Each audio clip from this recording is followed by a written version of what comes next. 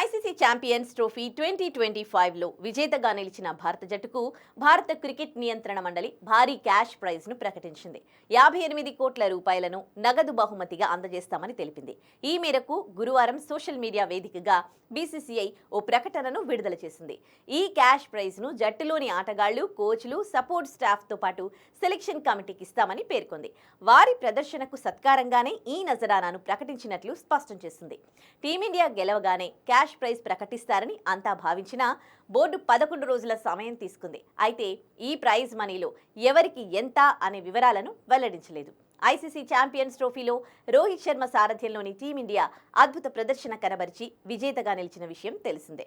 ఓటమెరుగని జట్టుగా team India title అందుకుంది. League దశలో బంగ్లాదేశ్, పాకిస్తాన్, న్యూజిలాండ్ను మట్టి కరిపించిన టీమిండియా సెమీఫైనల్లో ఆస్ట్రేలియాను ఓడించింది. ఉత్కంఠగా సాగిన ఫైనల్లో న్యూజిలాండ్పై 4 వికెట్ల తేడాతో గెలిచి విశ్వ విజేతగా నిలిచింది. టీమిండియాకు ఇది 3వ ఛాంపియన్స్ ట్రోఫీ కాగా వరుసగా 2వ ఐసీసీ టైటిల్. గతేడాది వెస్టిండీస్ వేదికగా జరిగిన టీ20 ప్రపంచ కప్ 2024ను కూడా టీమిండియా కైవసం చేసుకుంది. ఆ సమయంలో భారత జట్టుకు బీసీసీఐ 125 కోట్ల భారీ నజరానాను ప్రకటించింది.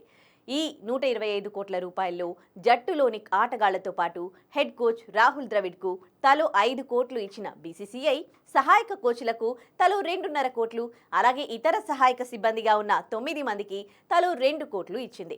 అజిత్ అగార్కర్ నేతృత్వంలోని సెలెక్షన్ కమిటీ సభ్యులకు రిజర్వ్ ప్లేయర్లుగా ఎంపికైన రింకు సింగ్, శుభ్మన్ గిల్, అవేష్ ఖాన్, ఖలీల్ అహ్మద్లకు తలా ₹1 కోటి అందజేశారు. అయితే సపోర్ట్ స్టాఫ్తో సమంగా తనకు కూడా 2.5 కోట్లు ఇవ్వాలని రాహుల్ ద్రవిడ్ కోరినట్లు అప్పట్లో వార్తలొచ్చాయి. ఈ క్రమంలోనే తాజా 58 కోట్ల ప్రైజ్ మనీలో ఎవరికి ఎంత ఇవ్వాలనే వివరాలను వెల్లడించలేదని అర్థమవుతుంది.